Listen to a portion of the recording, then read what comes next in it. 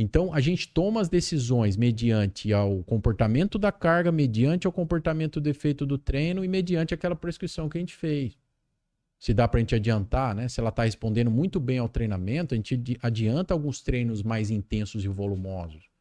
No caso dela, nessa planilha de resistência cardiopulmonar, ela usa o método contínuo e o método intervalado. Método intervalado extensivo, né? Estímulos e o de alta intensidade, o HIIT. Estímulos aí de 30 segundos, 1 minuto, até 3 minutos. Então tem toda uma progressão. E é uma fala que eu falo pro pessoal assim, eu sempre brinco, viu, Renan? Eu mostro essa planilha, eu mostro o último treino. O último treino dessa planilha, ela tá montada baseada num artigo para portador de diabetes. Então tem ciência por trás. Já foi testado o modelo. E o último treino, e para pacientes que têm insuficiência cardíaca. Insuficiência cardíaca é um problema sério do coração. Ah, não posso fazer exercício, professor. Olha esse exemplo. Nesse exemplo, o último treino é um treino de 35 minutos, com intervalado de 1 minuto de estímulo por 2 de recuperação ativa. 1 minuto a 90% da frequência cardíaca de reserva. É um treino que, se você for fazer hoje, você vai sair extenuado. E eu mostro isso para a pessoa e falo, mas nunca que eu vou ser capaz de fazer um treino desse. Mas eu falo para ela, ó, tá vendo? Ó, nós vamos começar com 15 minutos, 20 minutos. Mostra o processo, né? Mostra o processo. E aí entra naquela questão da temporalidade que a gente falou. Todo ser humano precisa de temporalidade, pessoal, na vida. Organização. Quando a pessoa vê, e eu falo, nossa, eu vou conseguir fazer isso, professor? Vai. Porque a gente está estabelecendo uma progressão. Mas se ela fizer esse treino em outro momento, no início, ela desiste. Então, ou seja, esse processo de monitoramento, ele facilita muito no avanço, na progressão, em adiantar as coisas ou segurar também. No caso de atleta de alto rendimento, em vários momentos a gente percebe algumas situações de overreaching, né? Ou em até overtraining, overreaching não funcional. Como que a gente toma essas decisões? Nas informações que são coletadas ali durante o treino e após o treino. Se você conseguir, eu falo isso também. O papel do profissional de educação física não é só durante ali, isso em alto grau, hein, pessoal? Se você conseguir trabalhar nesse nível aí que eu tô falando, você vai ser diferente. E vai ser valorizado por isso. Você precisa controlar alguns fatores externos, né?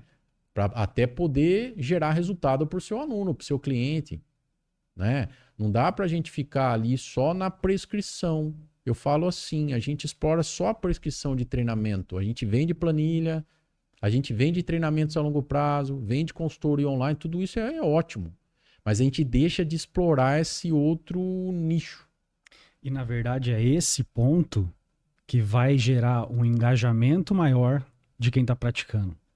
E aí você começa a alimentar, eu vejo isso para os meus alunos de consultoria. Você começa a alimentar essa autonomia que você disse, e aí a quantidade de motivos que o cara tem para continuar fazendo o que ele está fazendo passa a ser muito maiores. E aí eles escapa daquela de assim, vou conseguir só aquele objetivo final lá na frente. Porque eu não estou conquistando a cada semana alguma coisa. Quando eu consigo visualizar esse processo a longo prazo, a cada passo que eu dou, eu vou sabendo que eu tô chegando mais perto daquilo. Então eu vou alimentando a minha motivação. E tem muita gente que fala que motivação não é importante, né? Já escutou isso, eu tenho certeza. E sabe uma coisa que é legal? O que importa é a disciplina. Não, cara, pelo amor de Deus, sem motivação não se faz nada. As pessoas confundiram completamente o que é motivação. E os motivos vão se alterando, né, Renan? Que é o que você falou. Durante uma sequência, o que era difícil para a pessoa vai ficando fácil. E ali vai se renovando. E esse é o processo a longo prazo. Cabe a nós, profissionais, explorarmos isso melhor com nossos alunos, pacientes. E gerar autonomia. E assim, você vai me falar, né? Professor, mas é um relógio, variabilidade, é caro.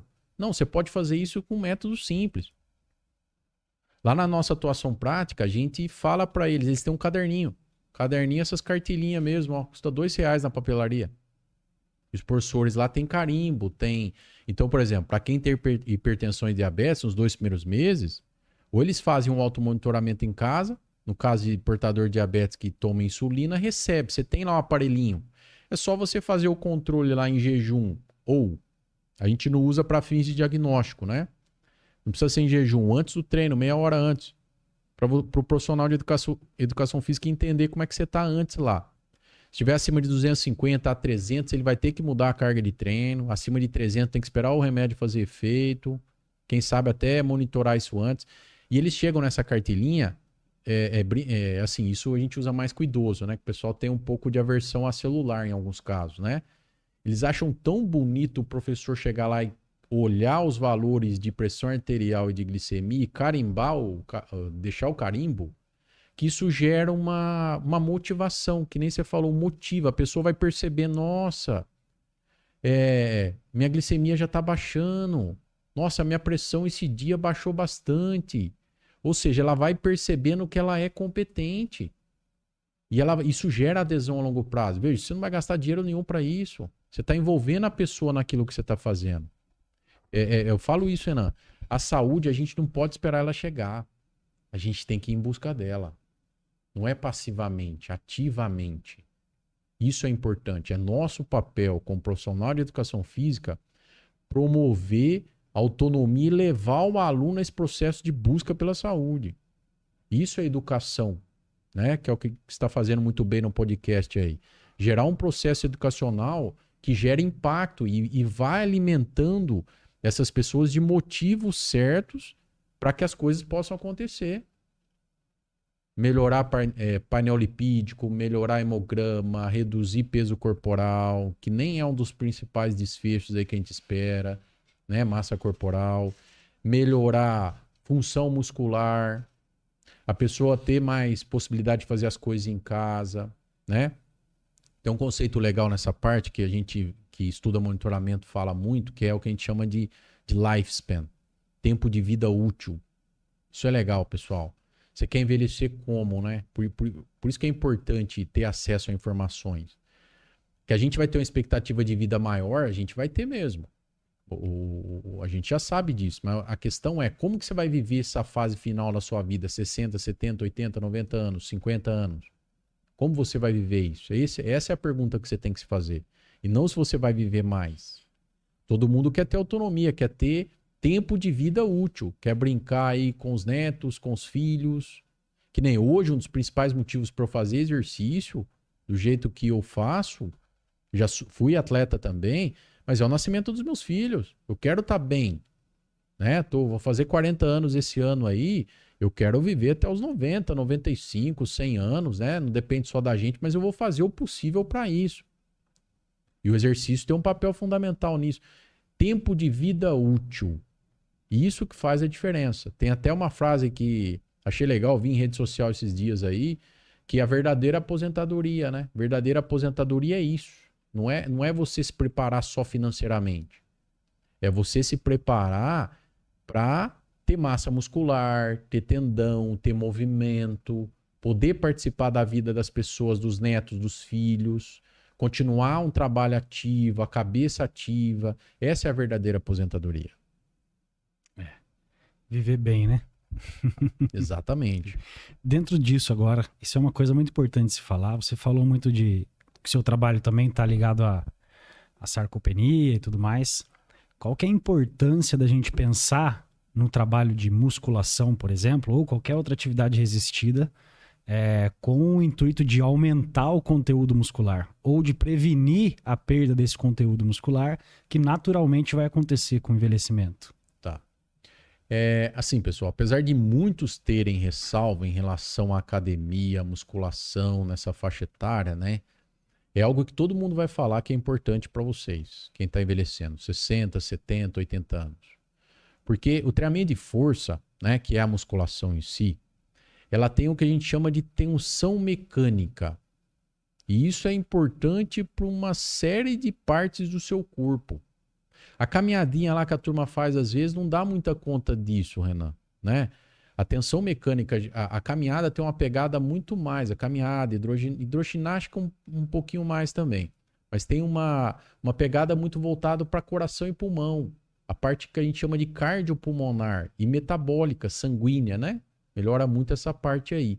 Agora, quando a gente pensa em músculo, em tendão, em saúde das articulações, né?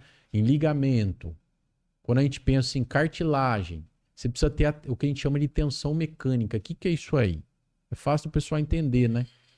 Você precisa encurtar o músculo, ó, diminuir ele de tamanho e aumentar ele de tamanho. E, se possível, colocar uma resistência externa.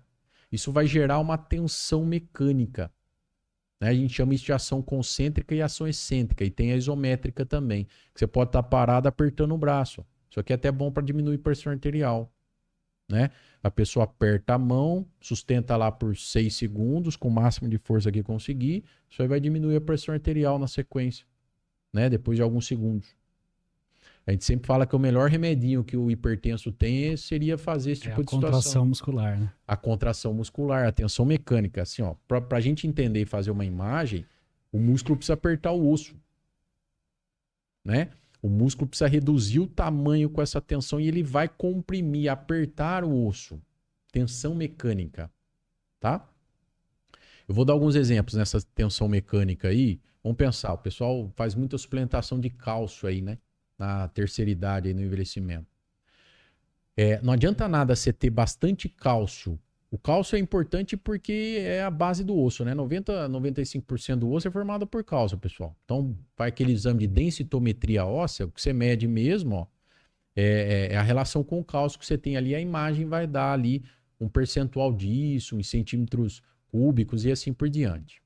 Então, todo mundo fala de densitometria. A partir dos 50 anos, mulheres com menopausa, 60, 70, 80 anos, todo mundo faz anualmente uma densitometria, ou da coluna vertebral, ou do quadril, ou dos ossos da perna, né? Que são as mais comuns. Aí tem, né, aquele gráficozinho famosão lá, que é a partezinha verde, amarela e vermelha.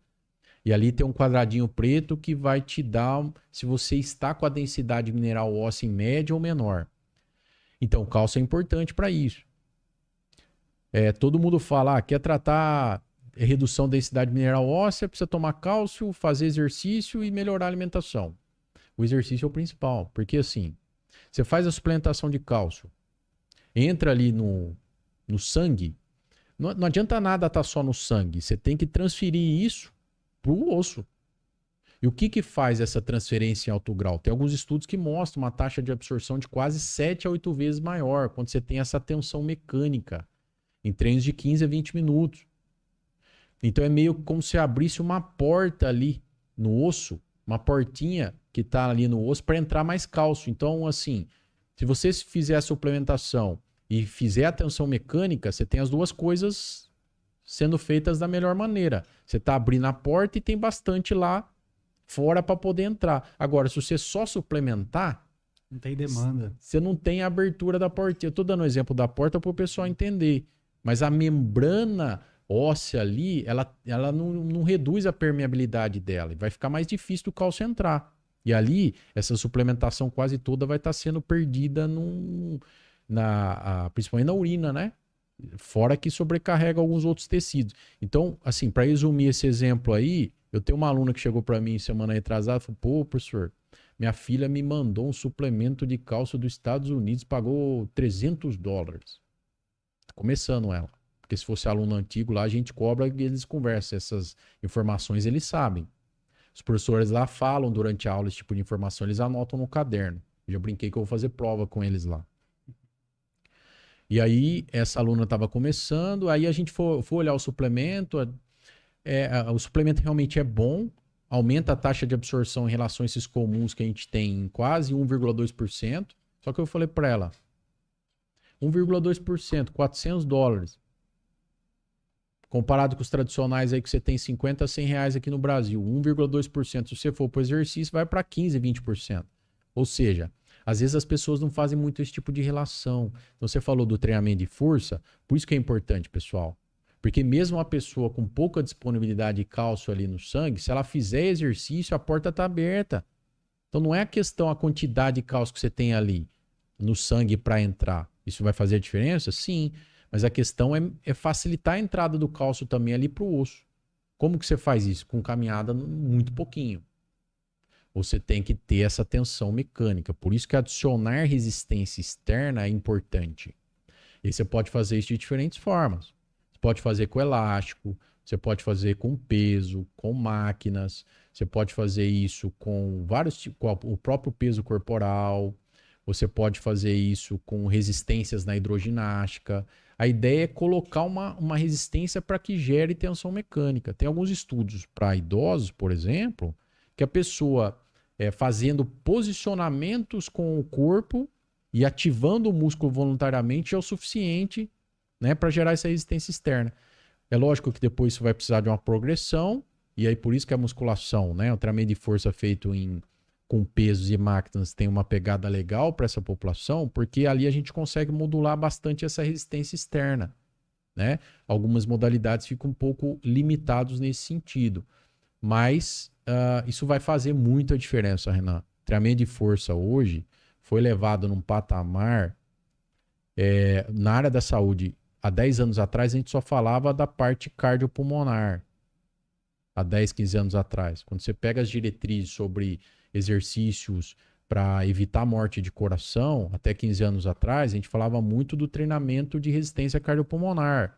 O cardiologista tinha muito medo, estou falando isso a nível para o Brasil inteiro, aí tinha muito medo de liberar o paciente para fazer treinamento de força. Hoje em dia esse cenário mudou completamente. Tem vários estudos epidemiológicos relacionando treinamento de força com redução de morte, por todas as causas, e principalmente cardiovascular. Tem um estudo recente com mais de 2 milhões de pessoas que mostra uma redução, assim, pessoas que treinam neuromuscularmente a partir dos 60 anos, uma redução de quase 60%, 65% em fraturas, né, desfecho de fratura e desfecho de doença cardiopulmonar. Que é isso que a gente precisa lutar também nessa fase. Fratura, pessoal, queda. E se você tiver uma queda ali, fraturar o osso do fêmur, por exemplo, ficar 7, 8 meses parado, aí vai vir uma série de consequências, né? A pessoa fica acamada, aí dificulta a parte sanguínea, o painel lipídico altera muito, vai deixar os órgãos mais vulneráveis, e esse é o problema que a gente tem que evitar. A perda de massa muscular vai ser muito mais acelerada, porque você vai estar parado, né, durante alguns meses. A massa muscular é fundamental. Por que a massa muscular aumenta com essa tensão mecânica? Porque é o estímulo necessário para isso, né? Então, que nem você falou, né, Renan? Massa muscular hoje é preditor de qualquer coisa, pessoal. Todo mundo tem estudo, calhamaço saindo aí. Imagem de quadríceps, imagem da perna, para você entender, e expectativa de vida. Então, se a pessoa tem músculo aqui na frente da perna, ela vai viver muito mais. Então, por isso que hoje todo mundo está avaliando, né?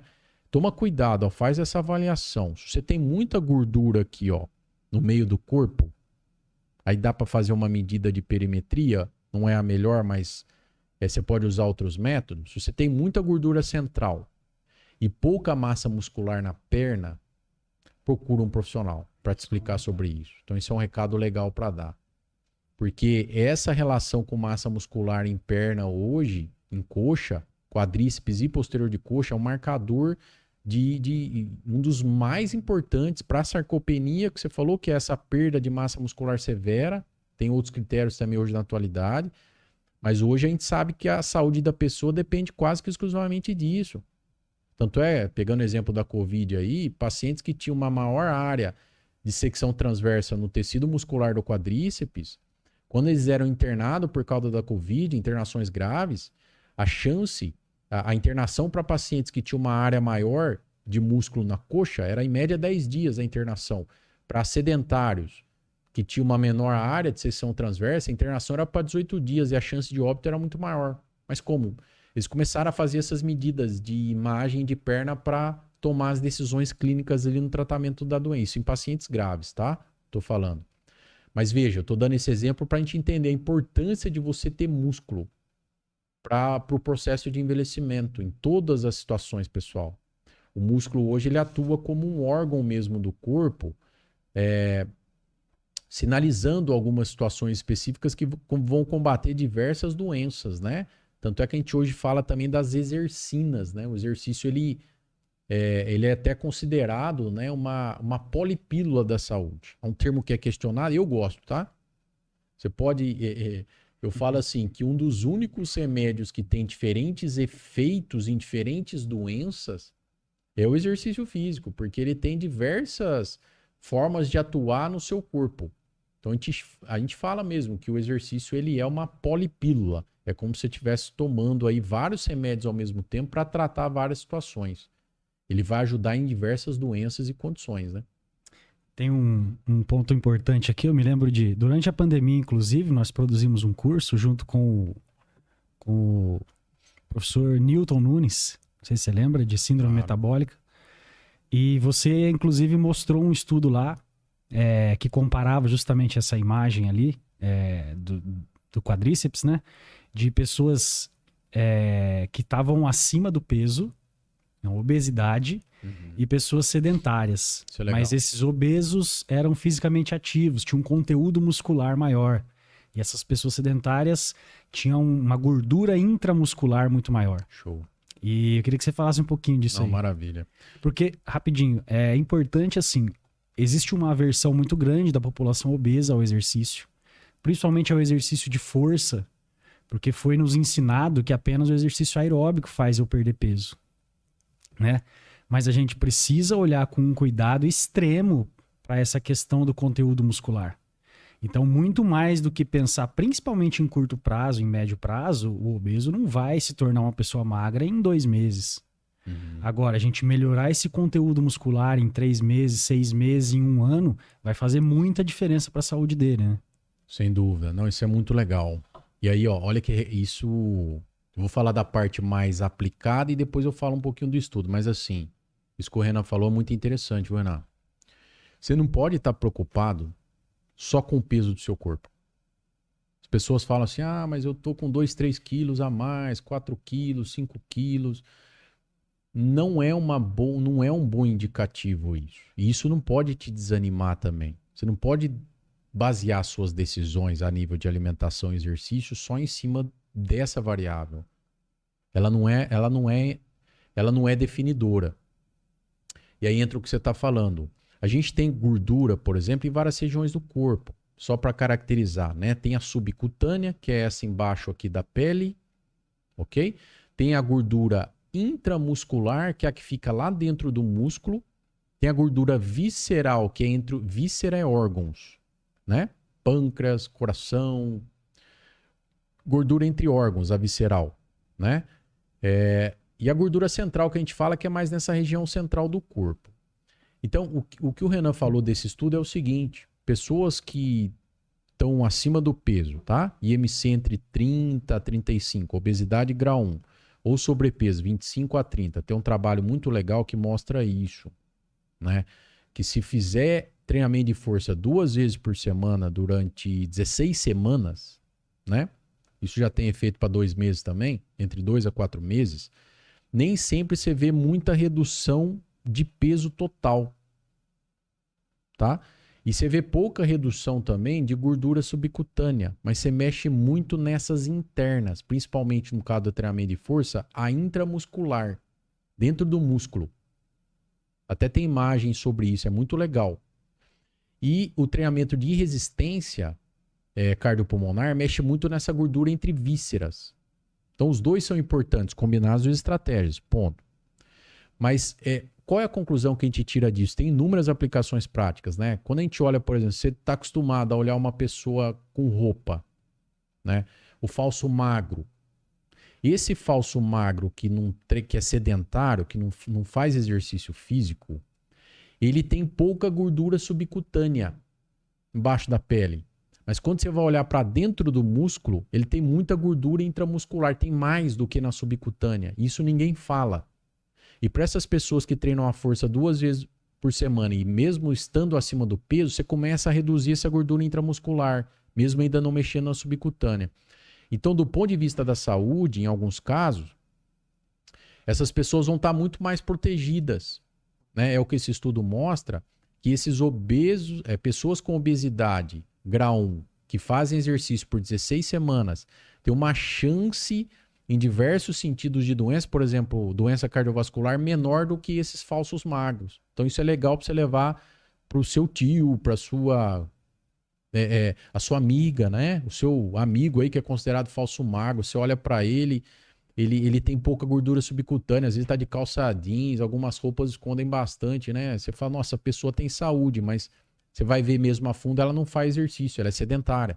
Então ela tá sujeita a ter vários problemas. Então a gente usa essa informação em duas frentes. Primeiro, para motivar você, pessoal, que tá treinando e tá se baseando só em peso. Você já tá mudando muita coisa por dentro, então se motive com isso. Nem sempre a gente tem acesso a essas avaliações que medem lá a gordura intramuscular, mas saiba, os estudos já mostram que você está reduzindo isso. Então você tem que se motivar com essa situação, tá bom? Esse é o primeiro ponto, você não pode estar preocupado só com o peso. E o segundo ponto é alertar essas pessoas falsas magras. Com IMC entre 20 a 25, eu fiz um estudo uma vez, um trabalho de conclusão de curso com modelo. Você pega as modelos, teoricamente são consideradas falsas magras, né? A gente investigou se elas faziam exercício. Numa agência ali na faculdade, na cidade que eu trabalhava. Nós consultamos 40 modelos. Das 40, só 3 faziam exercício. 3. Com medo de ganhar massa muscular, sair do corpo necessário. E nós fizemos um questionário de lesão. Por incrível que pareça, Renan. Você olhava para elas, elas tinham saúde, usa muito salto, né? Elas tinham muita lesão em tendão. Vou falar Aquiles para você entender, mas tendão calcâneo.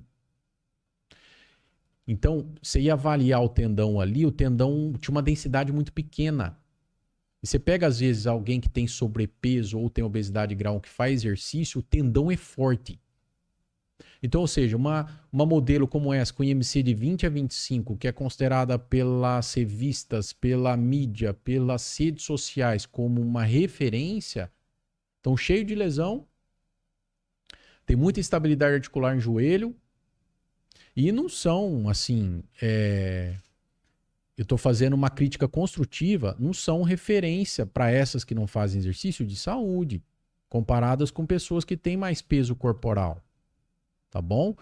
Então isso é importante comentar. Os trabalhos já mostram isso pra gente. Você começou a fazer exercício, você já vai ter uma série de benefícios. Você não pode ficar preso em uma ou outra variável, né?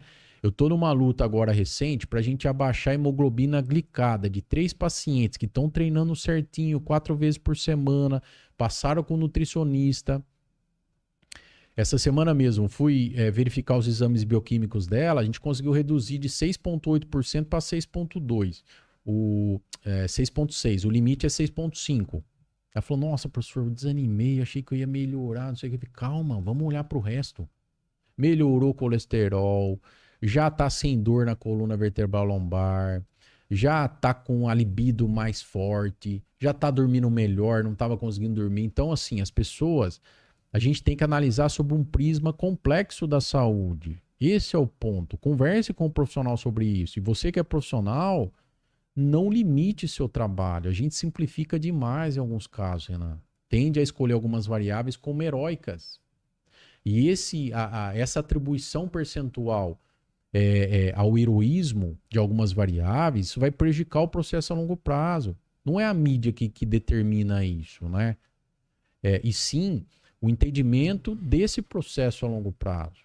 Então, eu sempre falo isso. Não vem conversar comigo sobre peso só, hein? Vamos ampliar a tua visão sobre esse processo. Falo para meus pacientes. Você não pode se basear só nisso. E ali a gente conseguiu desconstruir essa frustração que ela teve. E aí, dali, ela já saiu com outra perspectiva. Ela já tinha visto o resultado do exame. Ela chegou para mim lá, assim, quase jogando a toalha. Eu falei, calma, vamos olhar para o outro cenário. Olha o tanto que você melhorou já. E outra coisa, a hemoglobina glicada é super difícil de diminuir.